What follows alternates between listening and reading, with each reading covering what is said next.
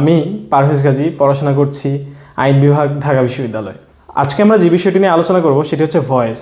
তোমাদের মনে আছে যখন আমরা ছোটোবেলায় ভয়েস শিখতাম তখন 7 থেকে 8 মাস, 9 মাস, 11 মাস, 12 মাস, 2-3 ক্লাস লাগায় আমাদের ভয়েসটা শিখতে হয়েছে।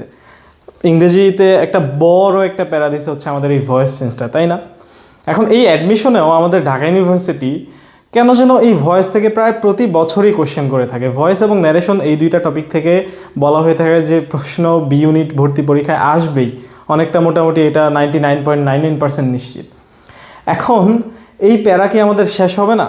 অবশ্যই শেষ হবে। আজকে এই 1 মিনিটের ভিডিও দেখো, তোমার অ্যাক্টিভ টু প্যাসিভ থেকে ইনশাল্লাহ এরপর আর কোনো দিন প্রবলেম হবে না।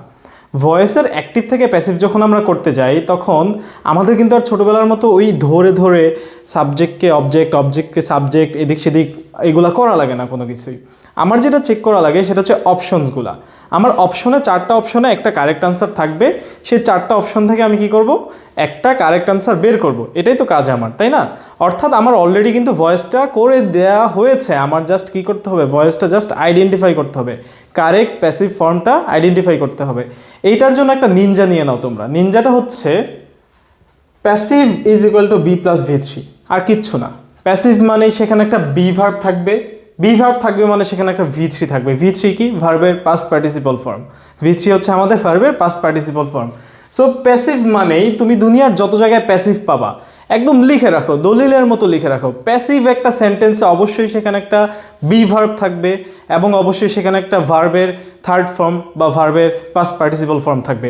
এই একটা জিনিস যদি তুমি মনে রাখতে পারো, বি প্লাস ভি থ্রি, তাহলে এইটা দিয়ে আমরা কীভাবে ভয়েস টেস্ট করতে পারি চলো আমরা কয়েকটা এক্সাম্পল দেখে নিই। চলো, একদম শুরুতেই চমৎকার একটা এক্সাম্পল চলে এসেছে আমাদের। বলা হয়েছে we ought to have saved our environment. আমাদের পরিবেশ রক্ষা করতেই হবে, এমন একটা অর্থ দিচ্ছে। কিন্তু দেখে তো ভয় লাগতেছে ভাইয়া, কীভাবে সলভ করবো? কোনো কিচ্ছু না, একদম অপশনগুলোতে চলে যাও। একটু খেয়াল করে দেখো তো, এখানে B plus V three, B verb মানে কি? Am, is, are, was, were, be, being, been. হ্যাঁ, এই বি ভার্বগুলো এবং তারপরে ভার্বের থার্ড ফর্মের কম্বিনেশনটা কোথায় আছে চলো খুঁজি। একদম অপশন এতে ought to have been saved B plus V three পাওয়া যাচ্ছে, রাখলাম এটা আমরা অপশনে। অপশন বিতে have been save, ought to have been save B V three পাওয়া যাচ্ছে, রাখলাম আমরা অপশনে। Ought to have been saved B V three পাওয়া যাচ্ছে, রাখলাম আমরা অপশনে। Environment ought to have saved এইটাতে পাওয়া যাচ্ছে না। সবার আগে কি করতে হবে, আমার এই অপশনটা এলিমিনেট করে দিতে হবে। অপশন ডি সবার আগে বাদ। এখন চলে এসেছে 1/3-তে, মানে 33% চলে এসেছি আমরা।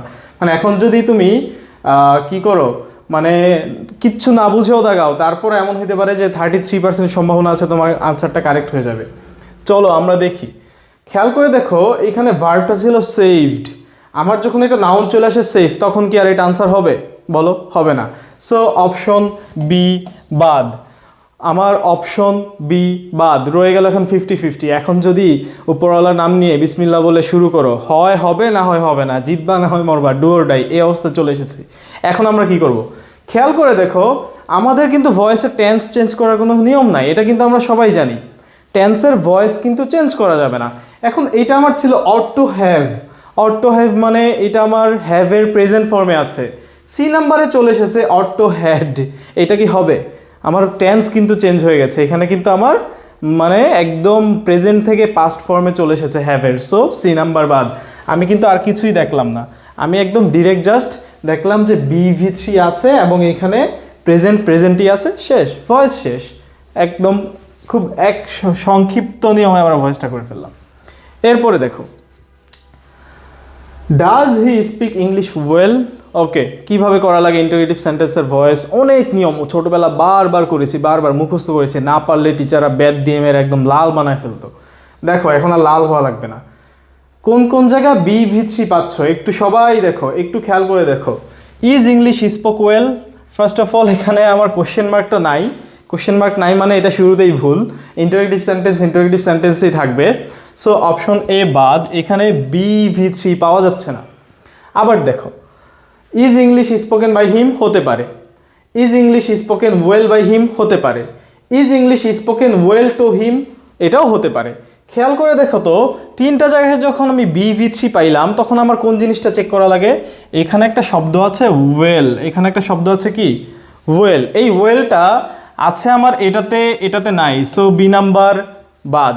এইবার আসো, ভয়েসে কোনো একটা কাজ করা হলে সেখানে আমার প্রিপোজিশন কি বসে? একজনের দ্বারা আরেকজন কাজ হলে তখন সেটা আমরা বাই সামওয়ান বলি। এইখানে কিন্তু স্পোকেন টু হিম দেয়া আছে, প্রিপোজিশনে একটা ভুল ধরে ফেলেছি, তার মানে অপশন ডি বাদ। আমরা অপশন এলিমিনেট করে করে আমরা কিন্তু আনসার পেয়ে গেলাম। এটা কারেক্ট আনসার কোনটা সবাই বলো? এই যে আমার is English spoken well by him. Okay, last একটা এক্সাম্পল দেখবো আমরা। Who bake the cake. চমৎকার, সুন্দর একটা বাক্য, একদম BV3 মানে চলে যায়, BV3 পাওয়া যায় কিনা? কোথায় নাই? Was the cake baked, was the cake baked, the cake have been baked, has the cake been baked, সবগুলোতেই আছে। খেয়াল করে দেখো তো, হু কে বেক দ্য কেক, এটা কোন tense? Past indefinite tense. Past indefinite টেন্সে আমার ভয়েসটা কিসে থাকবে? অবশ্যই পাস্ট ইনডিফিনিট থাকবে। সেটা আছে কোথায়? Who by whom by whom was the cake baked, option ডিতে।